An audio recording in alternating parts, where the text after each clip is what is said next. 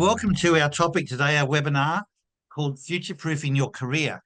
And I'm doing this from downtown San Francisco, the city of the driverless cars, as I've now learned, and they're everywhere.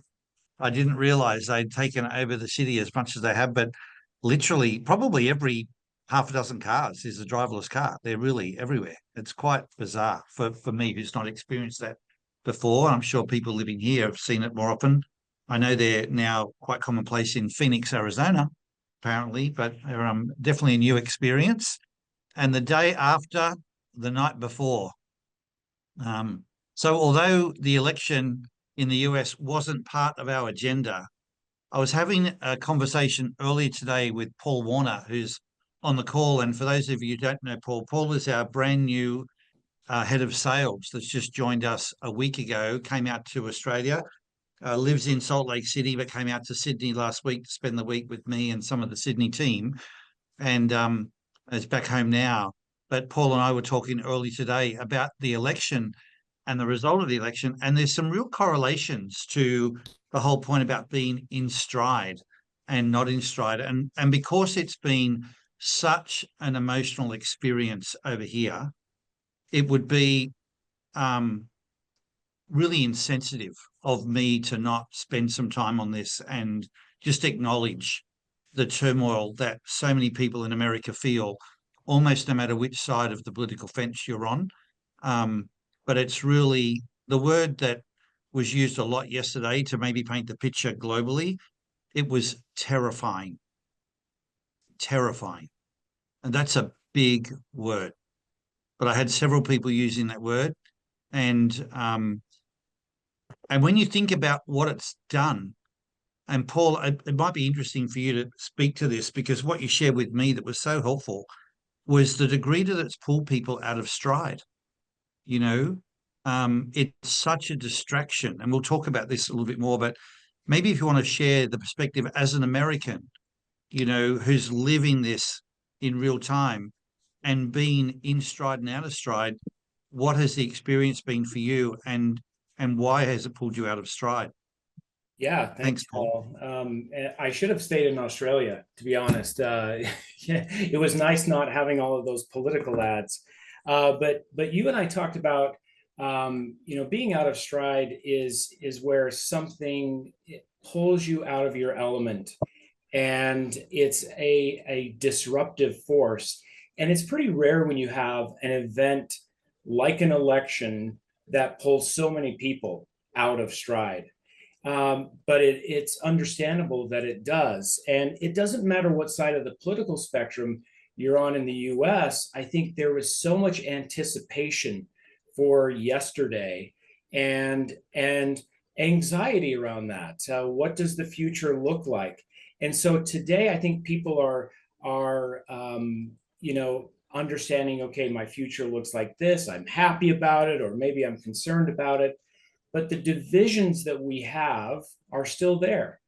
And so it's going to take some deliberate and intentional work to get people back into healthy, even family relationships.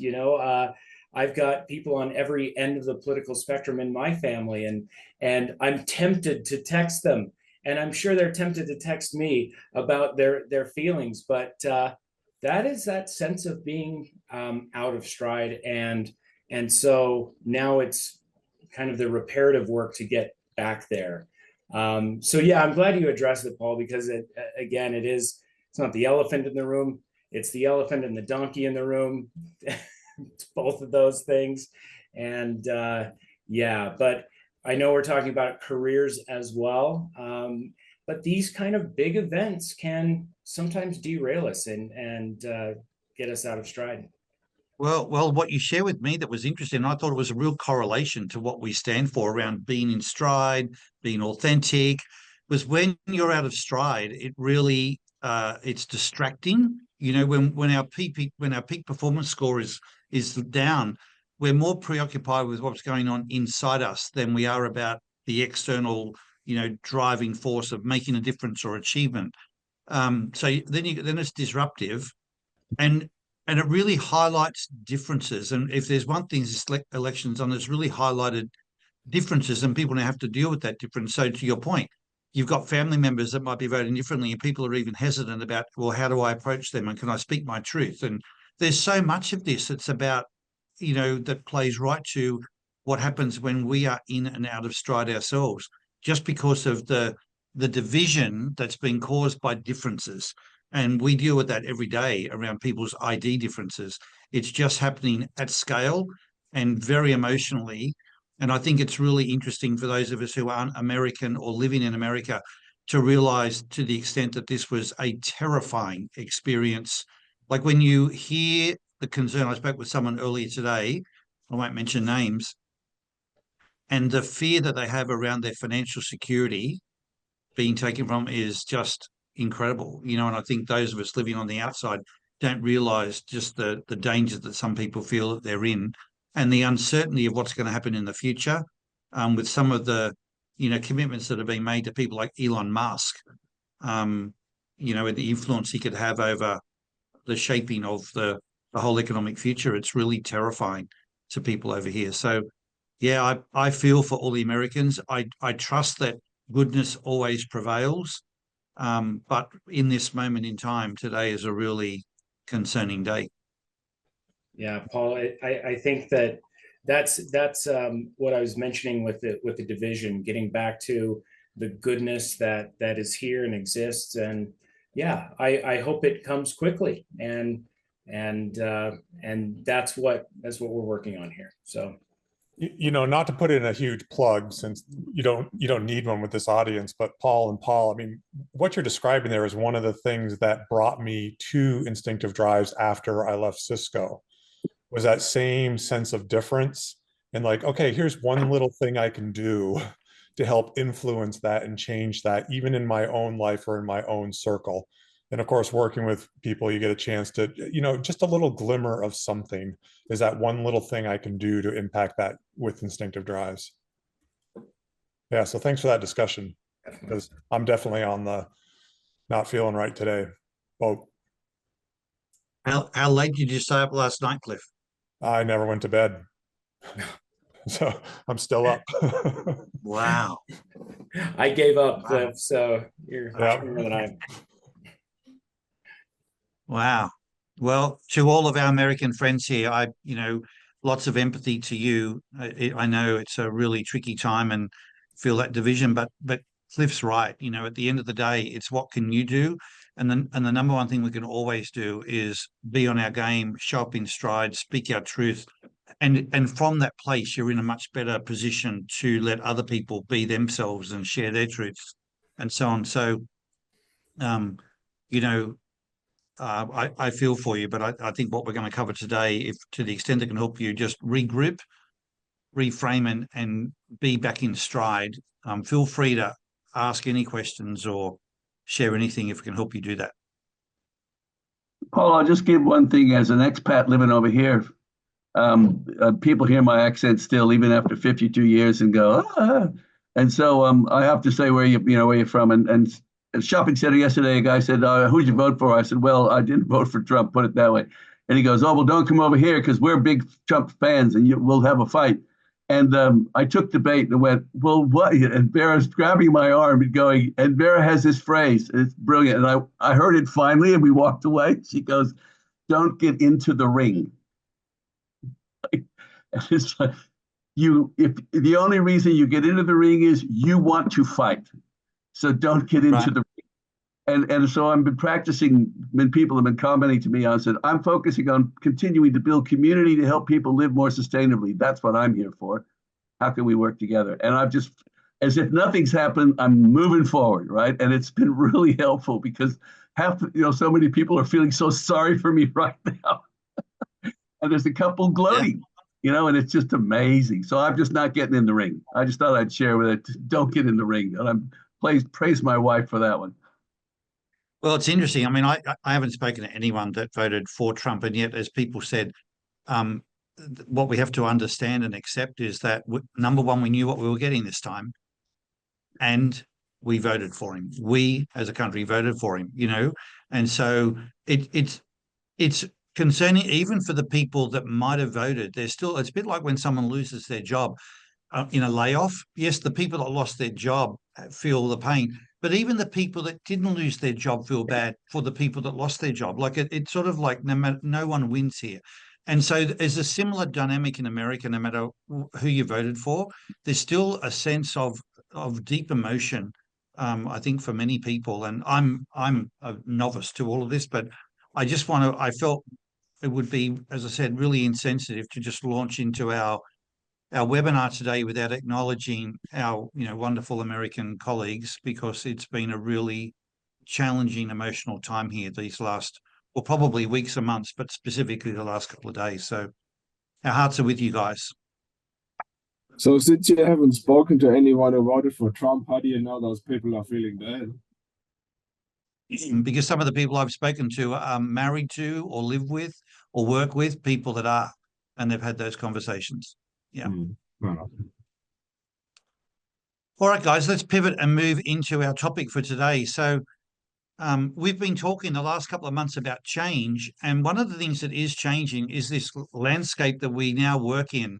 And, there's a lot changing there. That means what got you where you are today in terms of success may be not what you need to take you forward. And so I have some slides that I'll just share to take us through. This is what we set up in the promo material. Why do we need to spend more time now thinking about or staying on top of our career than ever before? Some of the things that are happening that need to be, maybe lent into, like if collaboration is such an important thing to be focused on, but you're not wired to collaborate and bring others along on the journey, like how do you start doing these things?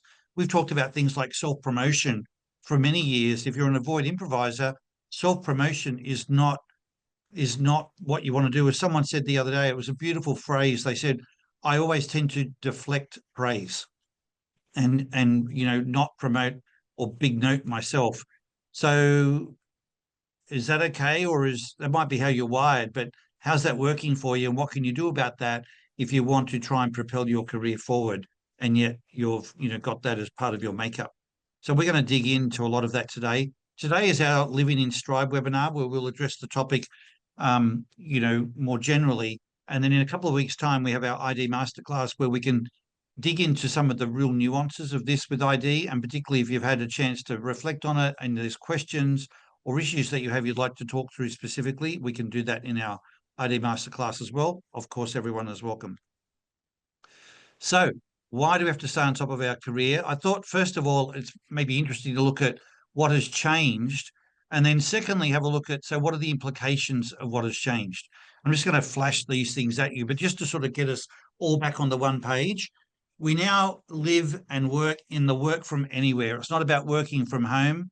That was a COVID phenomenon, but now it's really a work from anywhere, mobile workplace environment. And that in itself has a lot of implications. One of which is the next point, is global access to talent. You've got to live with and work with global ecosystems, like cultural differences like never before. It's not just about, racial differences even within the own country. You've got language barriers, time zone differences, cultural differences, economic issues, like what we were just spending some time on. And being alert to and sensitive to all of these things is all part of the new world order. Boundaries were given to us on a platter in the old way, meaning, it was 9 to 5. People literally left work and had time to decompress on their way home, and then could turn up consciously as a different person. Now you walk out of one door straight into the next at what time? Like you walk in and out all day long. You're back there working at 8 o'clock at night, 10 o'clock at night, Saturdays, Sundays. Boundaries just in many cases don't exist, and they're just the work time boundaries. But what about boundaries around personal space? Is it okay to call someone on their cell phone? Is it okay to call them on a weekend? Can I email them? Like all the boundaries that frankly didn't even exist. I mean, there was a time where email didn't exist. So the boundaries that were a work environment or career related were very, they were invisible in the sense that they just occurred and we all just accepted them. And now it's caused enormous stress for people, particularly around mental health, and family life balance and so on, because even boundaries within a marriage can be different between two people. To one person, it might be okay to work nights and weekends, and to the other, not so much, or holidays or whatever it might be. So the removal of boundaries and putting that ball, well, I would suggest to you the boundaries still need to exist, but then the onus is now on the individual rather than coming at you automatically. Job security. Like it used to be that you could have a job for life. Now that's not only not a good look in many cases, even organizations that were big and stable and secure and that you thought had the financial rigor to offer job security, they no longer are. You can, there's layoffs now as a way of managing economically that standard practice. And so even the people that don't get laid off today live in fear that they might be in the next round. And so you can't really hang up your resume and sort of assume you'll be somewhere for life. It really comes down to, I've got a role at the moment, and depending on the company and my boss and what that boss decides, I may or may not have a job 12 months from now. So that's been a massive change for a lot of people. And then, of course, we can't not include AI, artificial intelligence, and what that's doing, or what people are imagining that it's going to do. Because in some cases, it's not yet in full flight, but people are aware that there's a lot of research and activity starting to go on in this space. And so they're worried about the potential future implications, from the very obvious one of, will I even have a job, through to what does that mean for me? So there are a number of things. Now, is there something someone else sees that's changed that I haven't captured? We're not trying to be exhaustive, but in case there's some big item here that you might call out, is there anything anyone would want to add? Paul, I think on a macro scale, what plays into it and what I've seen through my travels last 4 years, really everywhere in the world, is a lack of security in terms of available housing. Every country seems to have a problem, not enough places to live for people, which surely has to play into this, not directly into work, but certainly on a macro scale, no doubt. Yeah, it does. It does, yeah. Peter, you're absolutely right. In fact, when I look at implications, that the level of fear and anxiety and uncertainty, including for what the reasons you just mentioned, they're higher than ever, or at least they're more visible than ever, because there's also been a certain permission to now talk about some of these things that have been hidden. They've been occurring, but they just look at the Me Too movement. It's not like that type of abuse only started recently. There are a lot of people where it was happening, but they kept it under wraps, and there's now been a certain permission for people to be more true and visible around a whole bunch of things. But with that comes, a more obvious level of fear, anxiety, and uncertainty. It's really significant. So dynamic workplaces and expectations have really changed. Boundaries have disappeared, but are still really important. The onus is on the individual. The ability to team, what it's like to work in a team. I mean, some of us now almost feel like we have the luxury of working in an office with a team where you would come to work and meet people and interact with people in the flesh, and go to the water cooler or get a coffee together or sit in a room and have a meeting together. There were lots of little human elements that occurred then that wove the fabric together, that now that we're not working together physically and we're on a screen, and in some cases may never meet the humans. There's even people on this call that, I feel like we're really good friends. Grant, I'm looking at you. You've been on this call for, the last 4 years. I feel like I know you well, and we've shared a lot together, and we've never met in the flesh, as an example. And that's wonderful that people can now collaborate that way, but it comes with a certain price around the human element and the skills for conversations, for connection and the sense of belonging and so on. Visibility about your abilities, your value that you've contributed, it's not as automatic or as obvious anymore. So that's when we talk about self-promotion, that's one of the things that I think heightens it, because people aren't they're not there watching and in front of you the way that they have been. And then the thing with artificial intelligence and just some of the other pace of change, there is so much change. There's the change that's actually occurring, and there's the change that's anticipated. So right now in the US, there's enormous change being anticipated without people even knowing exactly what it is. They're really concerned about what's going to be coming at them and the implications of that. So it's not the change that is, it's the change that's also anticipated. And it's making it a really different world to what we've been used to working in up until, just a few years ago. Let's just call it COVID, for the sake of having a bit of a timeline.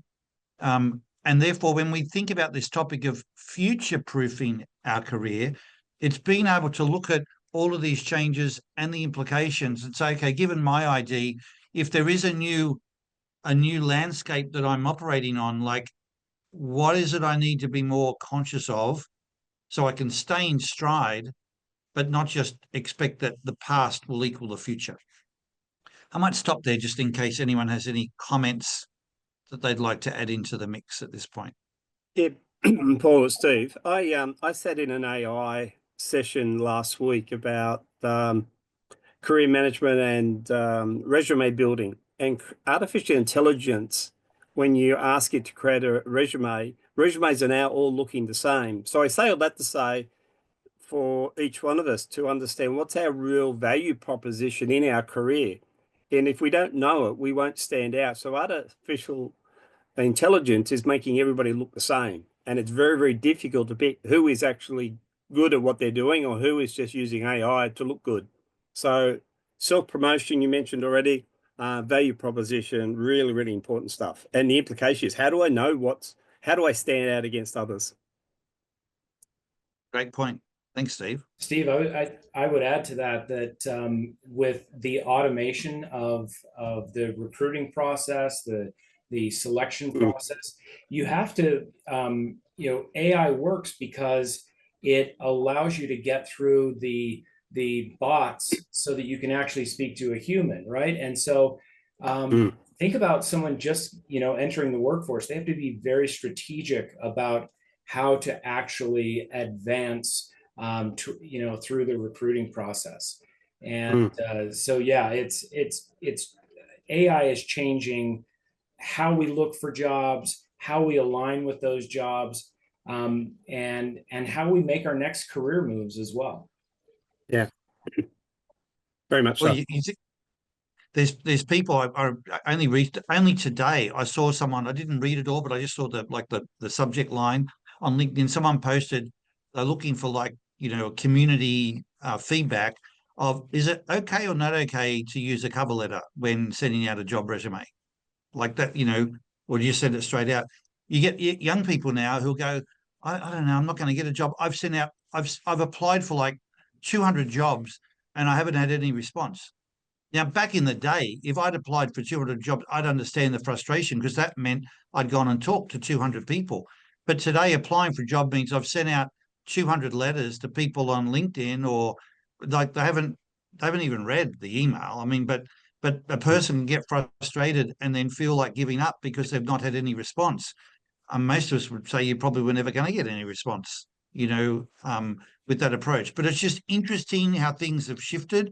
I think your point, Steve, about being even more aware of your own value proposition or what you need to do to enhance that value proposition, is heightened like never before. Well, I just wanted to add to this too, because I think it's really important, especially if you're in a larger organization. First of all, change happens very quickly now. Whereas in the past, we would see, we're going to reorg and we're going to talk about it for a quarter and then we're going to do it. But now it almost happens overnight, where people get into a meeting and then they decide what they're doing. And so people have to be prepared for the agility of change and how they adjust to that. The second thing is, and this is so important, people have to have sponsorship, they need mentorship, and they need coaching. Those three things are really important. because sponsorship is how you can be known and how you can have someone speaking for you when you're not in the room. Thanks, Pam. Thank you. I think that might be a good segue to our next slide. So when we think about what can we do, here are some things that stand out to me on what we can do.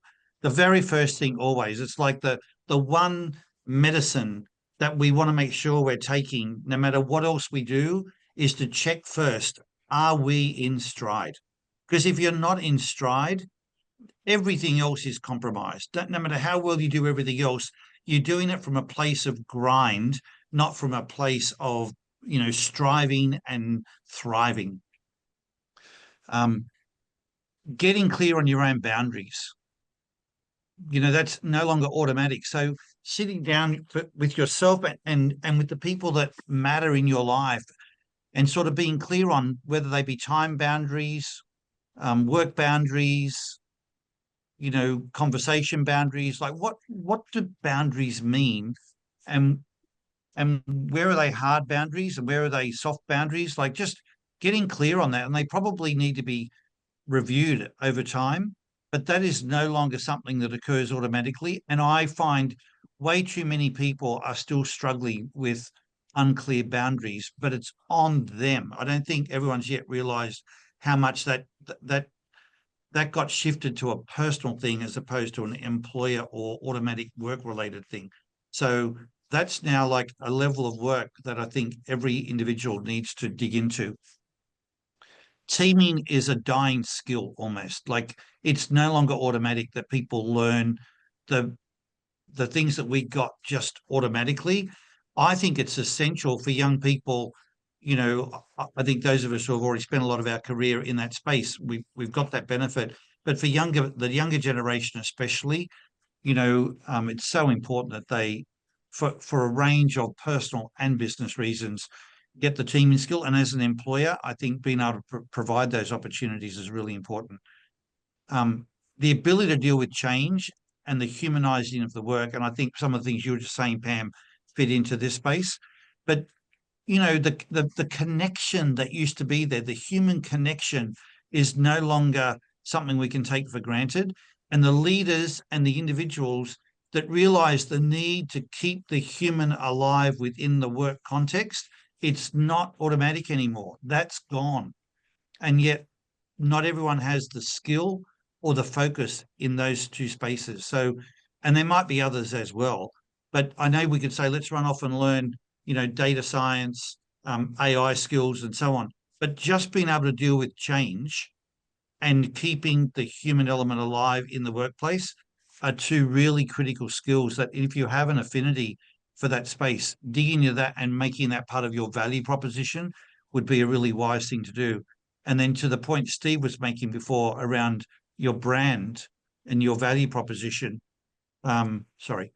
then that's something that's really going to be important for the individual, but it's also important for the employers, those of us who are in leadership and employment positions, rotating staff, even if they're remote. It's one thing to think of them before as moving them from floor to floor or place to place, but rotations are seen as one of the most, what's the word, like fertile ways of growing people. It's just potent in value. But that has to be done with real intention now. Giving feedback to people, before they'd walk past you and, oh, you got a sec, but now it's got to be really intentional, and people are craving more feedback, especially in times of uncertainty. So as leaders, we've got to turn that volume up and make sure it happens for them. All right, where I want to pivot to now is ID. I'm going to just skip through this, and I'm going to come to this slide just to continue the second half of our meeting, just to dig into some of the areas that might be your strength or maybe your vulnerability that you want to mitigate. So I'm just flashing some words up here for our conversation today to provoke the thinking and the conversation. This is intentionally not complete because it will be something that through the course of today and our ID masterclass, we will add to this slide, and it will be a little tool that we will send out with the deck after the next masterclass, so that it's maybe something that you can use to hone in on your own career development in terms of futurizing yourself. But I just going to share some things here and then open up the conversation for us to have as a more interactive second half of this webinar. So the first is when you think about the Verify Drive, they're not the natural collaborators. Verifiers are the people that are into problem solving, and they do it well. Collaboration occurs when they realize they're short and they need to, short of all of what they need to solve it. So then they go and collaborate on purpose. The people who have the natural collaborative drive are the avoid verifiers. They're the people whose first instinct is to reach out somewhere to someone when they've got problems to solve.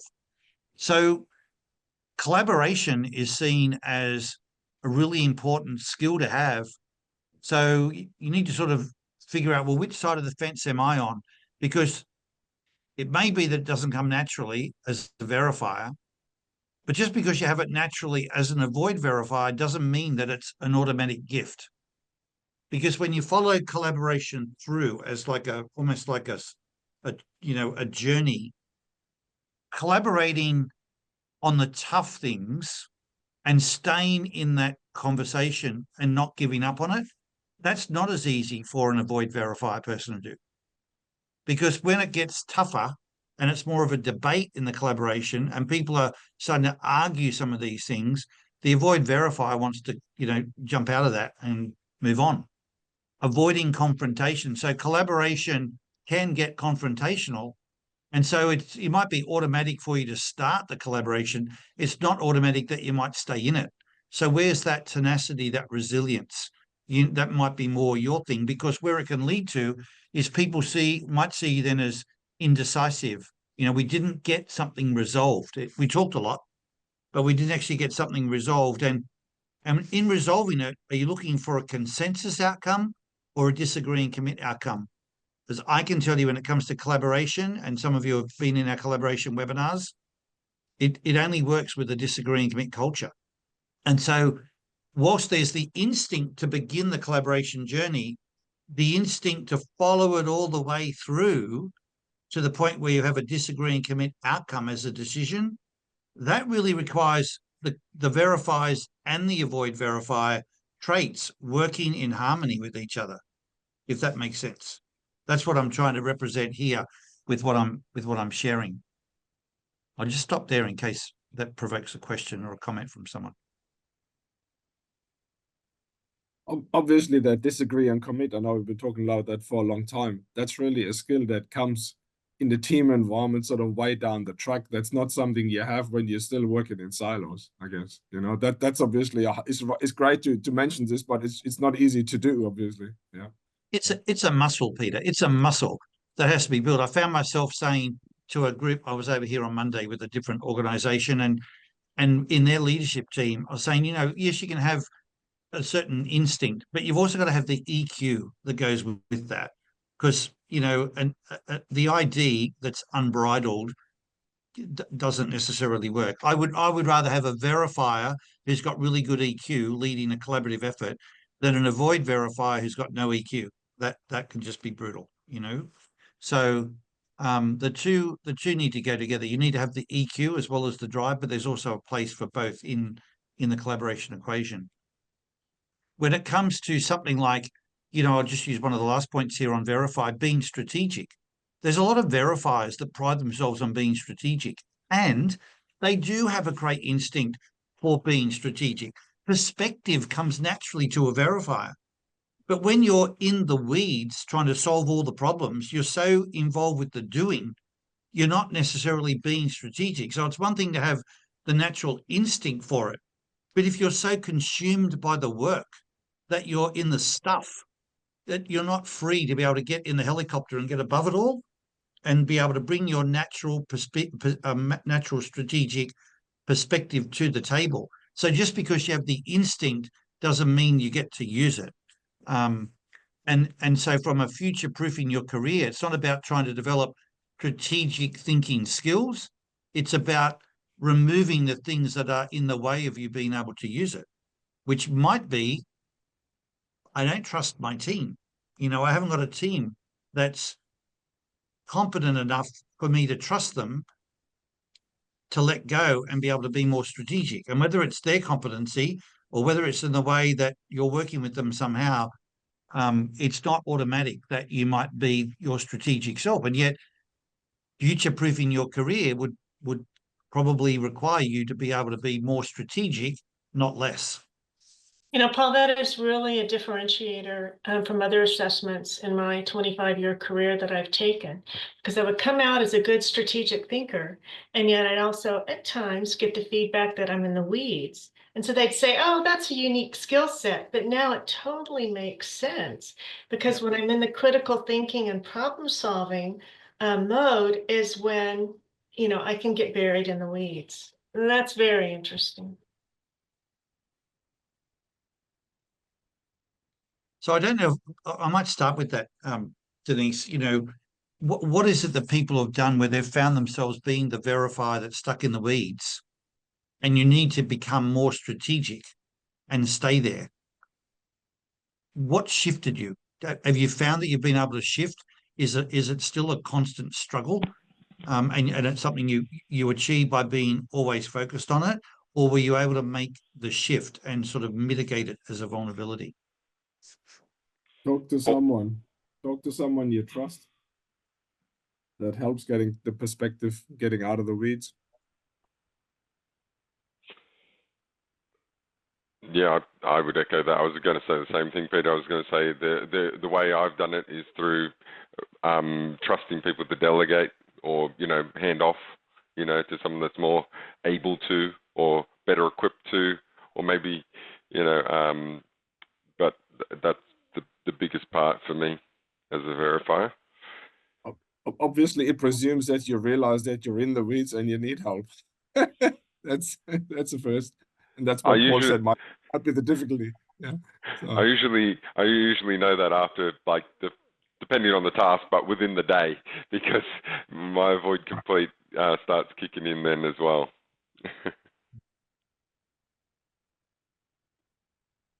I think it's fair to say there's always a vulnerability for the verifiers to be in the weeds. You know, it comes down to typically whether there's a level of trust. If there's people around you, that is there a trust for you to be able to let them do the work, and whether that's on you or on them. You know, but there's always a challenge for being able to keep yourself out of the work per se, solving those problems which you can be attracted to, and stay above it and more strategic.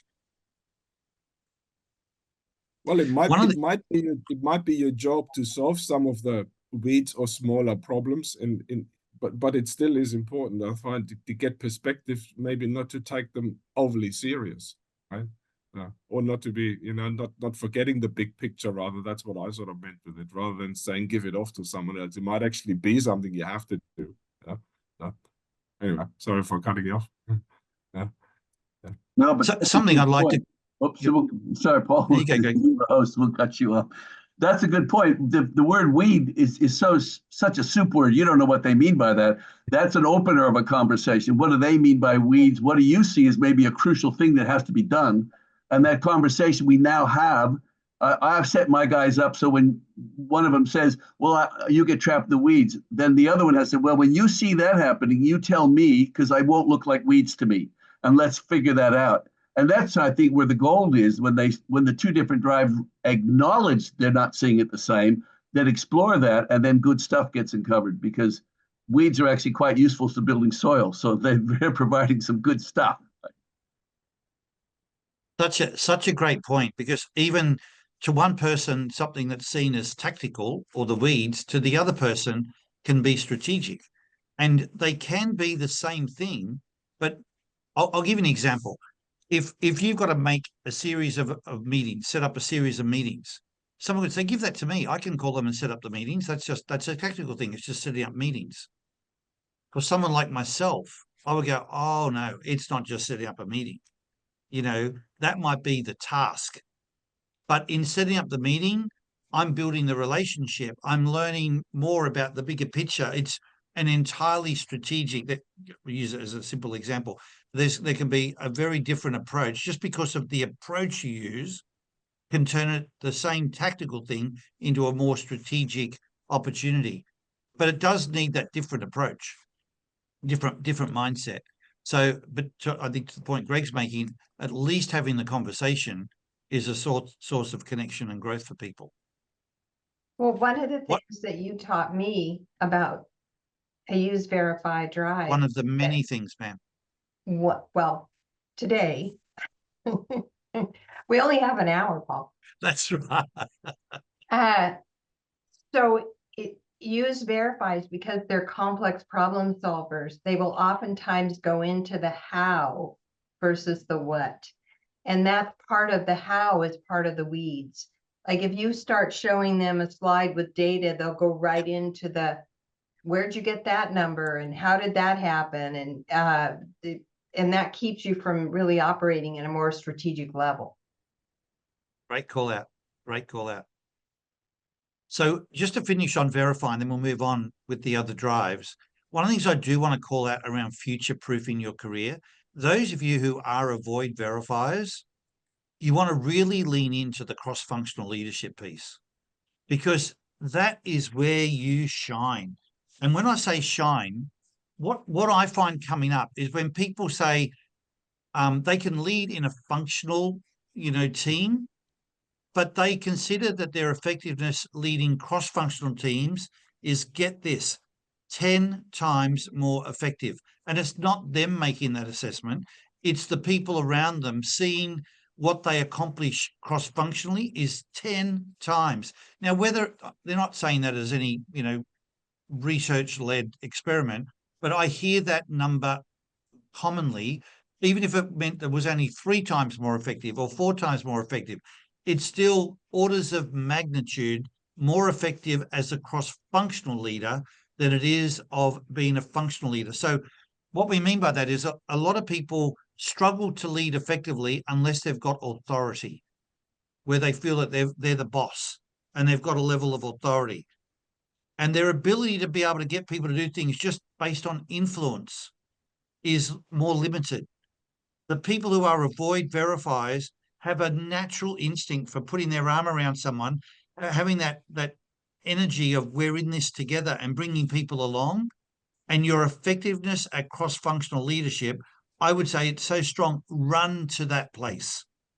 Put your hand up for those opportunities. So in terms of building your brand and your value, make sure you get known for being a cross-functional leader as opposed to just a functional leader. And in the coaching that I've done, I've probably been aware of that metric for the last, not very long, maybe the last 2 years. In my coaching of leaders in that time, I haven't met a single person yet who realized they were more effective in cross-functional versus functional. They just sort of, I guess because avoid verifiers don't typically measure and don't prioritize, don't think of things in terms of that way. They've just gone, oh, well, it's leadership, whether it's this one or that one, but they didn't necessarily reflect on or get feedback on how much more effective they were. When they've gone away and either reflected or we've gotten the feedback, it's significant. So if you have that instinct, look for opportunities in your organization that are cross-functional projects, cross-functional initiatives, cross-functional teams, and run towards being involved with and leading those initiatives, and your success and your impact will stand out so much more.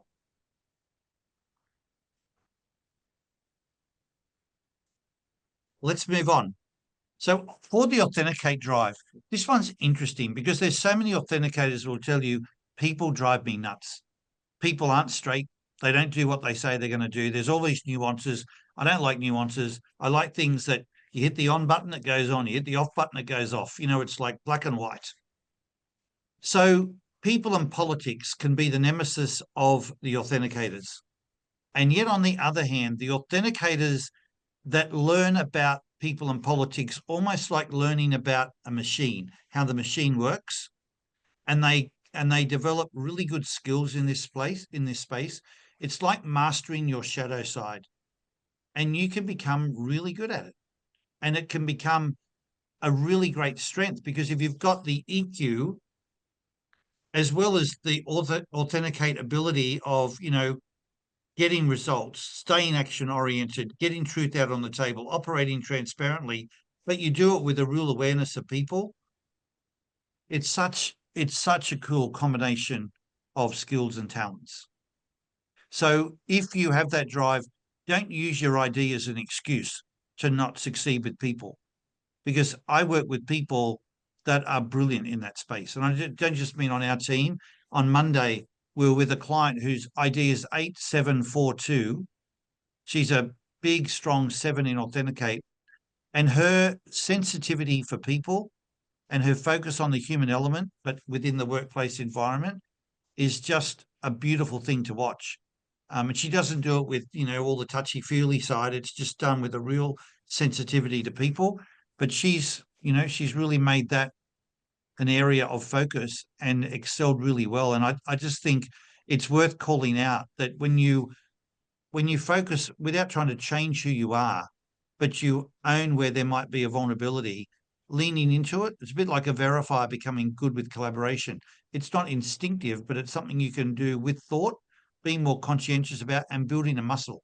Because even when you have it as a natural instinct, it doesn't mean it's just a home run. There's still things to focus on.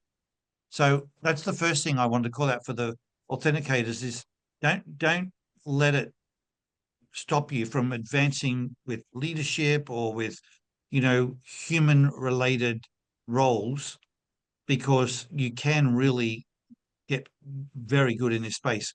The same way as a mechanic would get good at understanding how the engine of a car works. They pull it all apart and understand it, put it back together, and they're really good with it, but they have to pull it apart to understand it.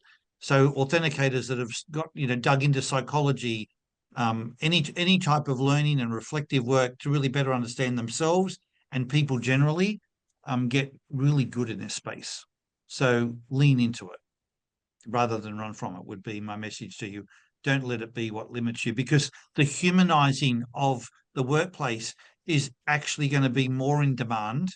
And there are so few people that are good in this space. So run to that.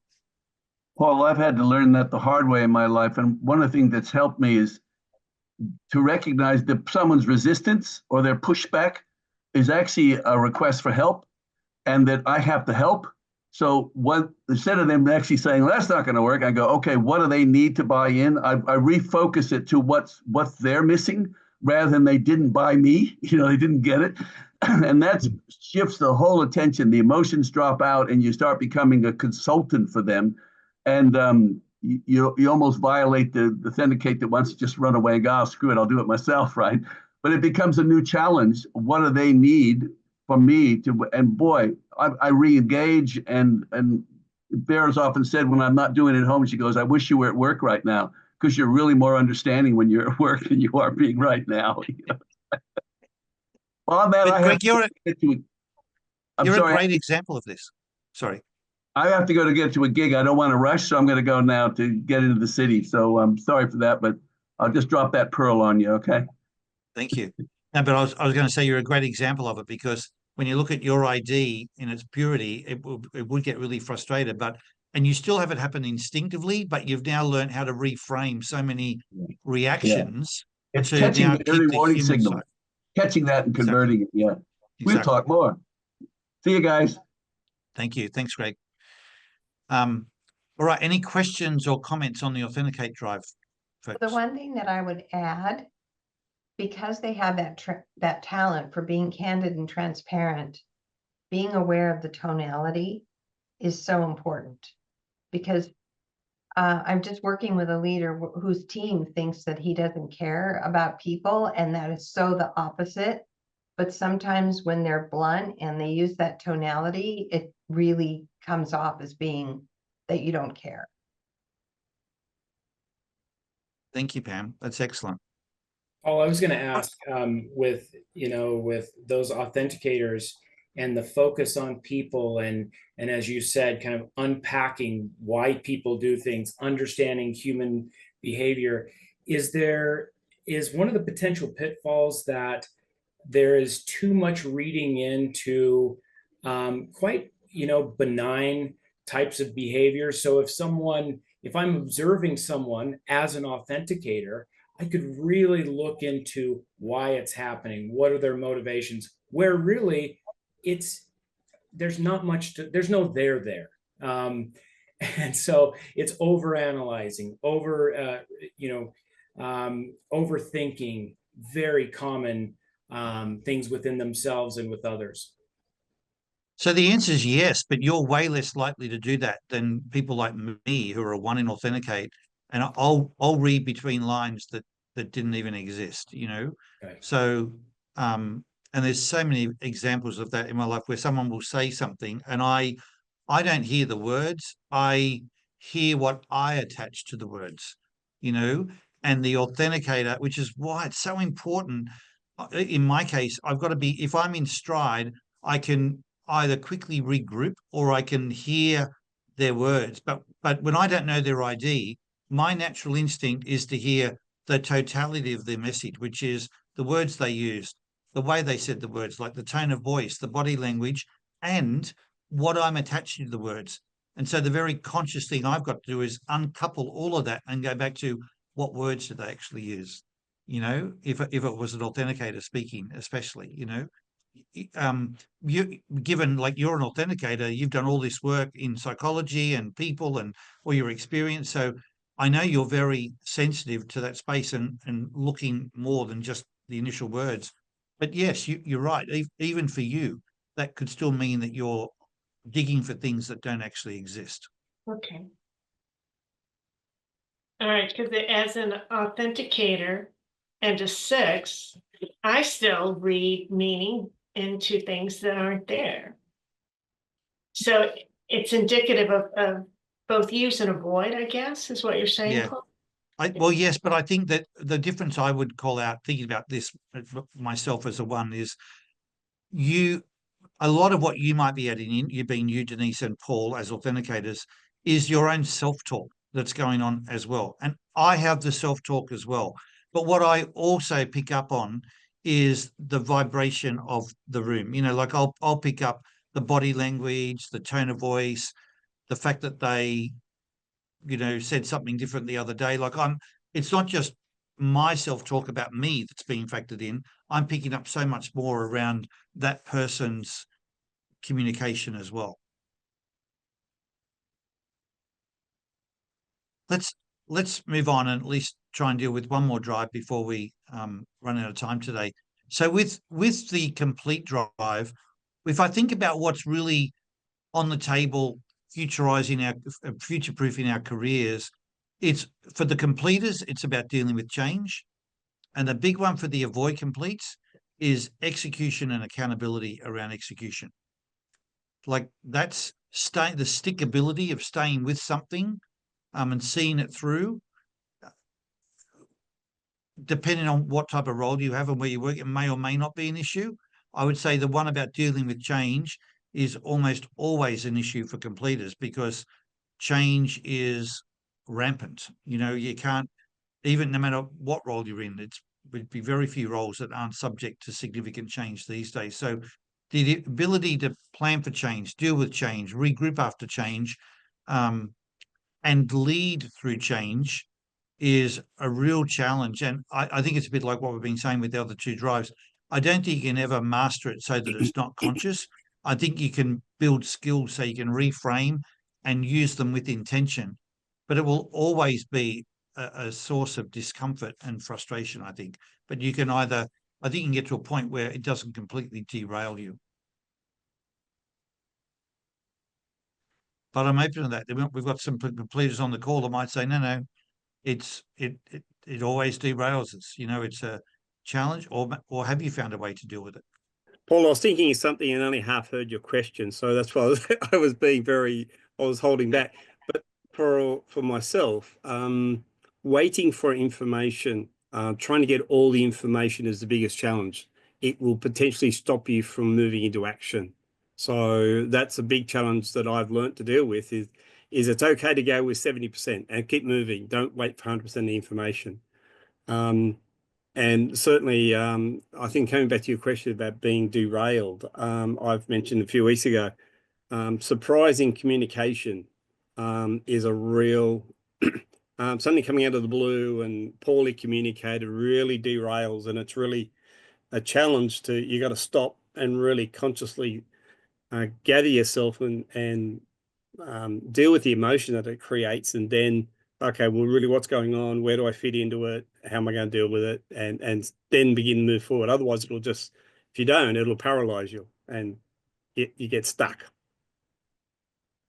Yeah, thank you, Stephen. I would just add something you taught the whole group in that conversation was, I think it's less about the change and it's more about the way the change gets done. I think if you could weight the two together, let's ask you the question and maybe hear from some other completers.